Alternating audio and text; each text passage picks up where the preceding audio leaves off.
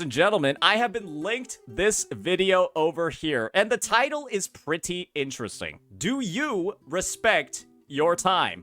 And without even watching the video, something that I typically do sometimes is just check on over in the comments section, see what the discussion, the discourse is about. And, you know, it's something that I do often as well, especially because this guy only has like 124 subs. Very small channel. And the first comment I see with a heart on it is, watch Satan Tauntus make 5 videos off of this one. And so naturally, I'm assuming that the content must be pretty interesting. It might be pretty good. So why don't we go ahead, check it all out, see what this small creator has in store for the audience.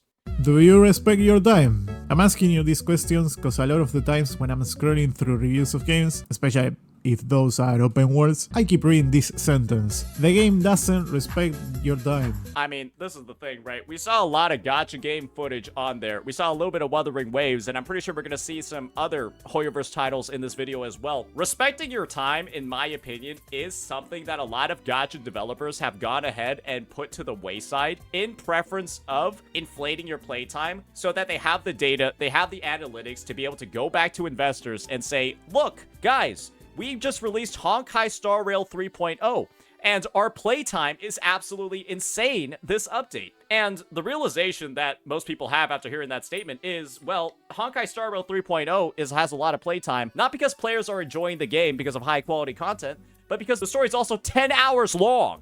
So it's kind of like, you have to look and see what the devs are actually having you spend your time on. And if it's a lot of bullshit that's not fun, that's not entertaining, like collecting Ascension materials in Genshin, good God, have you tried picking up conchas in Fontaine? That takes like 10 hours. I literally paid somebody to do it for me. It's stuff like that that just kind of has you looking back and reflecting on the time you've already spent.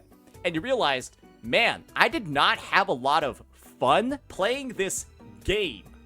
And if you're not having fun playing a game, that's kind of an issue, right? That's kind of a fundamental flaw in design. And I'm gonna make a hot take here, but I don't think in most of the games that's the case. Hola, this is Ox. Okay, so he's saying in most games, he thinks that most games actually do respect your time. Okay, let's hear a little bit about that. And welcome for the first time, or hey, welcome back. I mean, don't get me wrong, I also hate when a game has a pointless grind that is pretty unfun to do. Like when you put MMORPG mechanics on a single player game. Because most of those mechanics just work even if you are playing alone an online game. The idea I think that some MMORPG mechanics in a single player game are okay. I don't think that I think there's a lot of things that MMORPGs get right that really do increase playtime in a good way. One example is rare drops, where killing an enemy, right, doing something like repetitive, eventually will get you something really good, but you have to, like, you know, put it up to the stakes of RNG. Like, it's not something that you're expecting to get, and it's like a nice surprise. It's like a nice bit of joy during your playtime, right? And this is kind of like the example of it, I think, like this mechanic in gacha games, and that is gear grinding at the highest level.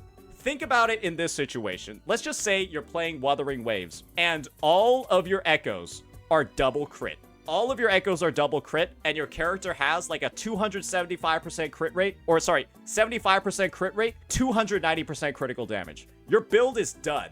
You're good, right? And then you just randomly roll an echo, and then it's a full-on 10.5 crit rate, 21% critical damage piece, but you already had a good build anyways. That's what, like, the MMORPG ultra rare loot drop is in these gacha games, where you don't need it, it's cool to have, and you'll flex that you got it, and you feel very, like, excited that it happened, but at the end of the day, it's kind of just cosmetic. Why do you think mounts are so popular in these games? Why do you think, like, rare cosmetic gear is so popular, even though it doesn't functionally actually make you better at the game or do anything better or be able to clear more content? Pets too, right?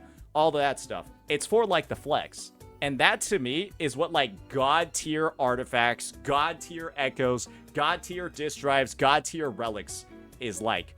You know, a full 50 CV value piece in Genshin, 54 CV, max CV.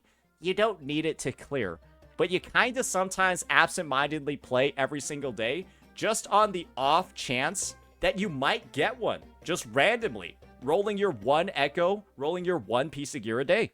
of being part of a living world that is in constant movement, and just being one cogwheel in the whole machine that is the game working out. And the reason why a lot of them are not focused on PvP is because it makes meritocracy actually rewarding. Wait, wait, I read that sentence out loud and that doesn't sound right. These games have a lot of luck attached. What did he say over here? Loud and that doesn't meritocracy actually rewarding. Them are not focused on PvP, it because it makes meritocracy actually rewarding. Maybe that's why he put up the loading screen over here, because I don't think he even understood what he said. We're gonna need closed captions for this one. Wait! Them are not focused on PvP, it because it makes meritocracy actually rewarding. Wait, they're actually right. It makes meritocracy actually rewarding. Okay, I get what he's saying over here. He's basically saying that they don't have PvP because it's like it would fuck over free-to-play players or like people that are putting effort into the grind. Okay, Wait. okay.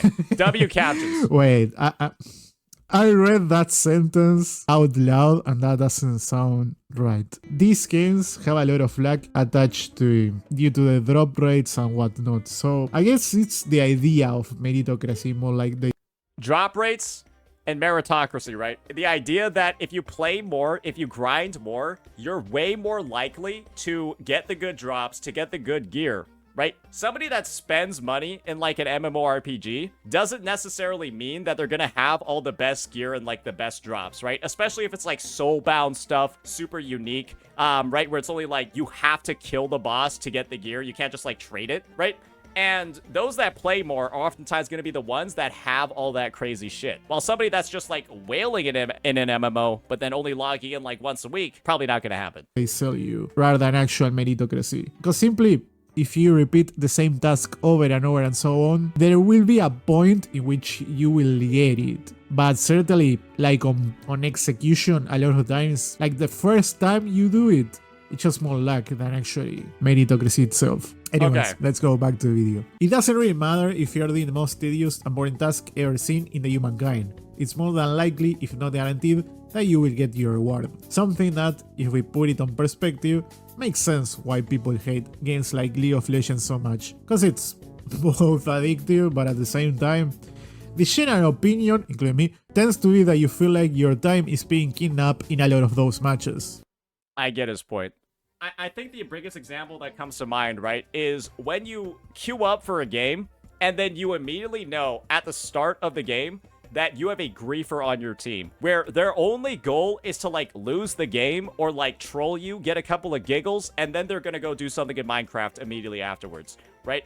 That happens really often, and the end result is that you feel like the last 15 minutes you spent, the last 20, 25, 30, literally went nowhere. That you spent all this time, and because if you leave, you'll get banned, you'll get penalized. If you don't buckle down and suffer through these next 30 minutes, you'll get fucked over in some way. You just have to keep playing. And that results in some of the most negative possible emotions and negative possible connotations that you can have with the game. Yes, you love when the game is good. The highs are really high in a game like League, but the lows are undeniably perhaps the lowest in the gaming space. I mean, yeah, it's pretty painful. And we can fight about it, whether it's a skill issue or not, but the skill expression is something that I want to leave out for another video. Okay. The more I play video games, the more I realize that it really depends on who you ask if a game actually respects your time or not. Final Fantasy XIV is one of my most played games ever, and I'll be honest, I see why this guy says he thinks that games respect your time. don't feel like it respects my time nor my money nowadays. That's why you're not seeing footage of the game actually, because I'm not gonna pay my subscription for it, even if I want to actually go back and play. And I can discuss for hours if the game is in a good state or not, but at the end of the day, Well, he's not playing it, so Final Fantasy must be in a dog shit state. action speaks more than words. Especially on newer games or live service. I don't pay a video game for the legacy or the promise of what it will be. I pay for the current state. As I think most people should, right? If you don't like a game, don't play it. There's a reason why I only play Genshin Impact. I only play HSR. I only play certain games when there is a new like end game update, because the end game is the only thing in those games that I find appealing at all anymore to any degree. Because I think the story shit.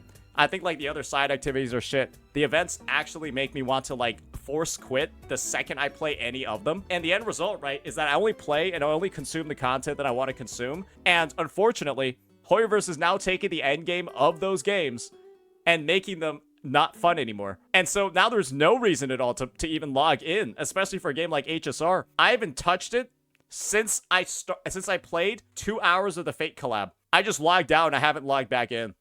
If a game current state has been the same for years without changes that I find interesting or positive, and the community is so stubborn to even have any type of discussion about the game state, even if you are not criticizing why they are playing in the first place, it makes you not want to interact with that game. Just see what happens with Braxophone at HSR.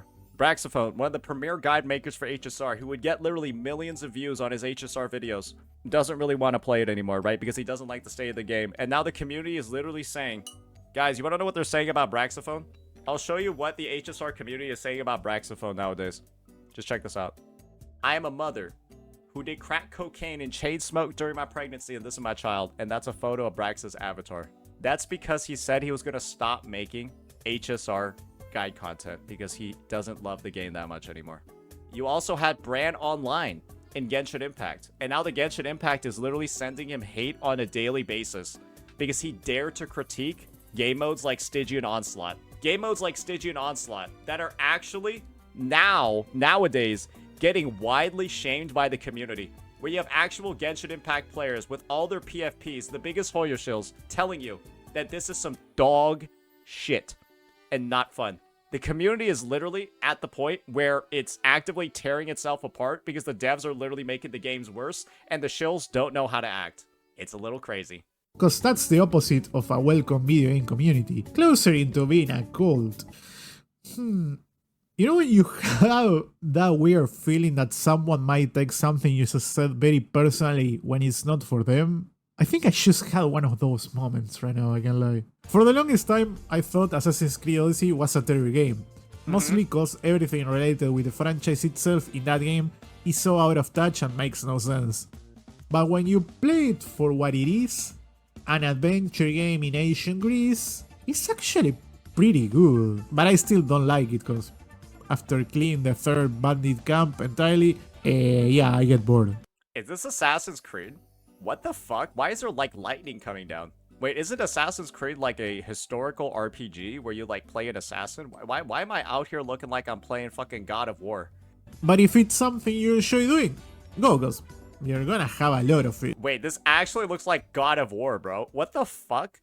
There are a lot of things that a game can do to artificially make your time don't feel respected when you are playing it, between unnecessary timers, very long travels, questionable matchmaking algorithms, battle pass with filler content, time-gained events with very long tasks, lack of checkpoints or even limited points of saving your game located in areas inside of it instead of wherever you want, and shameless YouTubers that ask you to leave a like and subscribe. I'm sure you can think a lot of games that do any of this that I'm talking about. Things that, funny enough, are also the reason why some people like those stuff in the games you play. And I'm not even talking about multiplayers or modern ones. I mean, I love retro games, but they grab your time, punch it against the wall, till the only sun you will see will be the fake sunlight of those painted sailors in Las Vegas. And you don't know about it because likely you grew up using saving states. What, don't you think I don't know about emulators too? You don't appreciate a lot of the quality of life stuff we have nowadays till you go back and play a lot of the older ones. Yeah, we're Zoomers now. We're Zoomer brained. Of course, yeah, there's a reason why people nowadays don't fucking play, like, old-ass retro games. It's not even because, like, the gameplay is bad. It's because there's a lot of, like, clunk in that fucking trunk that, like, people see, like, one point of, like, crazy friction, and then they're just like, fuck it, I'm putting this down and I'm never playing it again. And you want to know what that point is for a lot of people in a game like Genshin Impact? Logging in, pulling a character, and then finding out you have to wait 3 days to even level them up. Yeah, isn't that fun? Imagine you come from a modern gacha game like Wuthering Waves, and then you go to Genshin Impact, and then you find out you gotta wait 3 days after you just pulled a unit to be able to level them. They used to be played. This is not me telling you should play the games the way they were intended. This is more like just trying to make a point here. Remember that I asked you if you respect your time? Well, the thing is, a lot of the games to keep you engaged and entertained need to put some of the things you hate that I mentioned to unify those contents you love sometimes and to keep the game ongoing. That's fair to say. That's fair to say. But we need some examples in here. I need to see some callouts of some companies. A very long timer you hate, maybe it's the perfect opportunity for another person to work on another task or do something else while they wait. That very questionable matchmaking you dislike is what other people take as a challenge to become better than the system. I guess it's what they say, one man trash is a...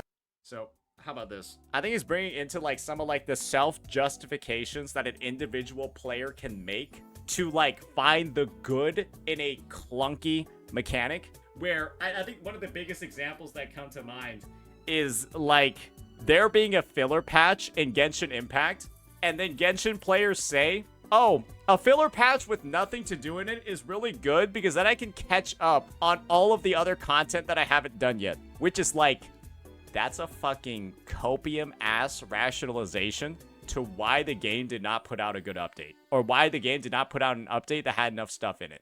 Another man's treasure. But with this, I'm not trying to say that you should stand it or like it. What I'm trying to say is that there is a reason. But if you hate it so much, it's okay to know when to stop playing that thing you hate. Weird World is a fantastic open world racing game with ton of quests to do, races to pick, stuff to find when you explore, and a very interesting story pack in just a few hours. The first half.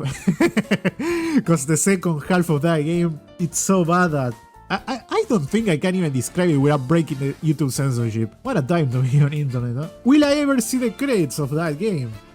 No. And that's okay.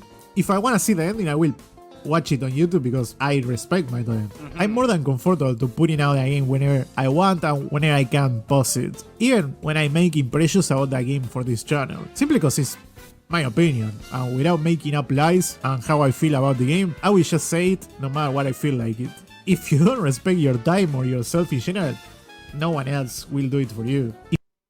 I mean, he's kind of spitting facts, right? But I think the main thing that people gotta recognize is that the idea of respecting your time is directly conflicting with the sunk cost fallacy. And it's a little bit dangerous, right? Because in a way, in a like sick, twisted way, quitting a game because you're saying it doesn't respect your time after you've already spent a lot of time on it is almost a little bit like not respecting your time. Because you've already spent so much time already that by quitting it and negating all the prior investments that you've already made, then you're in a sense saying, right, that your time is like kind of, it's worth like throwing away because you just did it right now. And I think that's a struggle that a lot of people have, but I think that all people need to do is think about what's happening in the present, because that's what really is relevant for games. This isn't like a fucking kid. This isn't like a relationship. This isn't like a friendship where like, you know, you gotta like go ahead and then like somebody's gonna be hurt. Brother, if you're just a regular player of the game, different if you're like a CC or like a public figure, nobody gonna care that you quit the fucking game, bro. Nobody, it's not gonna matter. There's like not that much baggage associated with it. And if you know you have something else to spend your time on that you could do instead of playing this Genshin Impact game that's fucking you over with its weekly boss mats, if you know that there's another outlet for that time that's going to give you more enjoyment for the time that you're spending, at the end of the day, it's going to be a plus. Because Genshin, HSR, whatever the game is, it gave you that time already. It gave you that enjoyment already. You already used it. It's expired. That enjoyment is not really going to come back. It'll stay as memories. But it's not like you're going to lose the memories if you quit the game either. It's a little bit like a toxic relationship. You gotta know when to cut it. And for a lot of people, it's really hard because of all the time they sunk into it. Think about all the people that are still married, never divorced, but they absolutely despise each other. Happens very often.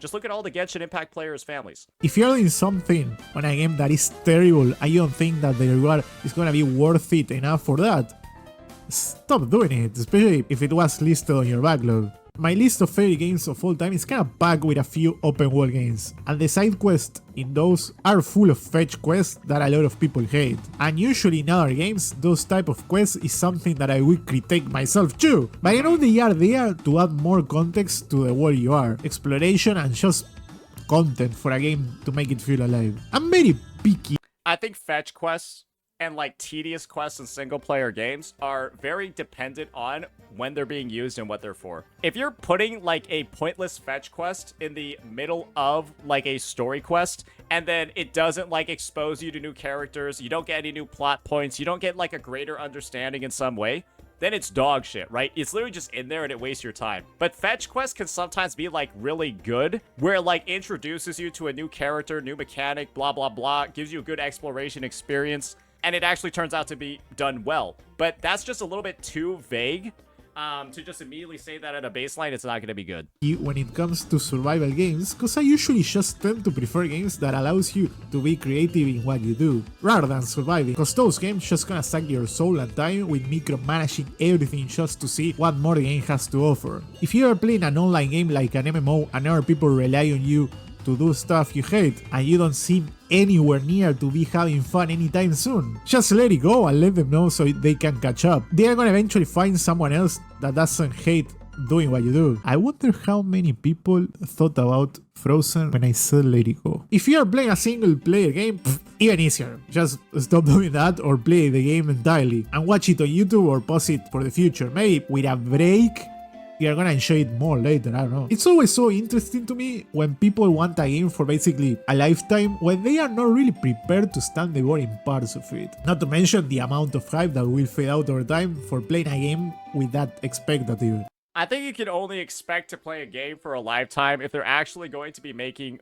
regular, constant updates to it. I know we've already talked a lot of shit about it, but that's the reason why League of Legends is still alive.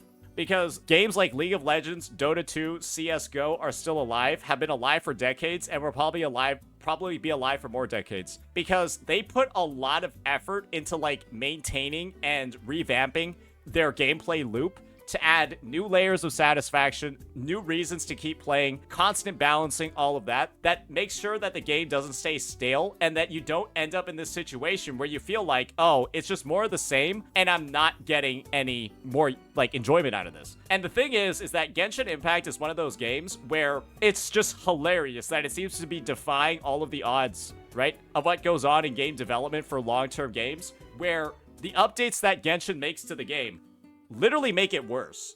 Natlan made the game worse. Stygian Onslaught made the game worse. All these updates literally lower the quality of the game, make it less enjoyable, but people still stay and they keep spending because of sunk costs. It's wild. Sunk costs and whales. And the fact that people will pay thousands of dollars just to be able to clear these game modes, and that can negate the fact that thousands of people have quit because of these game modes. And, you know, that kind of like phenomenon, the fact that retail games go for like $60 and then a C6 character goes for thousands of dollars means that one, like, you know, just think about it in terms of like game profits. That's a lot of copies of Assassin's Creed that you need to sell to equal one C6 character in this game that some salaryman's gonna buy because he had a bad breakup with his girlfriend. It's a little wild, right? And that's led to some of the worst developer integrity I've ever seen in the space. And really, that's just Hoiverse. There's a reason why Genshin still has locked off talent materials for each week. There's a reason why the weekly bosses are still revamped. There's a reason why Genshin had that big-ass survey talking about all the stuff that they could fix in the game, the direct issues that players wanted, and then they never made any updates because of the monetization model and the fact that Genshin was able to just build up such a big player base from COVID. They're milking the fuck out of the human psyche right now. Sunk cost is a dangerous thing. So let me ask you again one more time. Do you respect your time? Do you know when to stop playing a game you hate? Do you know the difference between a mechanic being there to make you waste your time and just a reason for you to keep playing the game? But I play the game to farm it too. Yeah, I play the Hoyo games because I have fun with the endgame, and then I also play it to make videos on them as well. But the thing is, right, not everybody's going to be in a position like me to be able to monetize their suffering in Stygian Onslaught. And if you don't like it, legitimately, go quit the game and play something else. You will have so much more fun. You just don't like it. Demir, I will still consider that games like Assassin's Creed Valhalla is still a disservice of my time, at least nowadays. Who knows, maybe in the future my opinion will change. But no, I didn't mean Odyssey. I said that was actually a good game. But at the end of the day, it's just not about whether the game respects your time. It's about whether you do. You get to choose what's worth it, not some check. I think you can talk about if a game respects your time relative to another game. Absolutely. If two games have like a similar sort of resource, a similar sort of system, and then one takes 1/4 of the time compared to the other, I think you can make those comparisons and I think you can make those statements, right? If they're essentially working towards the same thing. Because again, I think that this kind of excludes comparison. I think this is more about the personal sort of like impact on a person. List, not a subreddit, not that one guy on Twitter with the anime profile who calls everyone a loser for playing the game you love, and not the YouTuber you're listening right now on your second screen while you grind something you're not even enjoying. So the next time a game starts wasting your time, ask yourself, am I still having fun? If the answer is no, maybe that's all you need to know. Thanks for watching, and hey, if you feel like I respected your time with this video, just leave a like and Alright, so I would say for one of the first videos ever, I think this covered a wider range of like interesting topics, right? I would have to say, the only issue that I had was that the accent was like a little bit too thick, but then the subtitles came in and then saved that. I will give like the feedback of, if we could work on like toning down the accent, like maybe by like 20%, I think we're good. I think it's a solid vid, right? It's just, it's like 20% too thick right now. You don't got to get rid of it completely. The points are good. All the stuff is there, but just try like a little bit harder, And then I think that content, all of that, I think that there's a lot of potential here. And I think that this was a great thought piece. It's just, y'all heard him pronounce meritocracy. Okay? That's gonna be rough for a lot of people, okay? I think he fucking said, like, meritocracy or something like that, okay? It's like, we gotta... When we're making YouTube content for an English audience, we gotta make some sacrifices. And looks like this guy might have to spend a little bit of time on Duolingo. All right, so yeah, that will be that, ladies and gentlemen. Like I said before, awesome video, good points, and I think he really brings an interesting perspective to the discussion that I think is even more and more relevant nowadays because of what we're seeing happen. Sorry for showing the better game. Because of what we're seeing happen in the present with dog shit game modes like this. So yeah, that'll be that. Let me know what you all thought about this. Peace.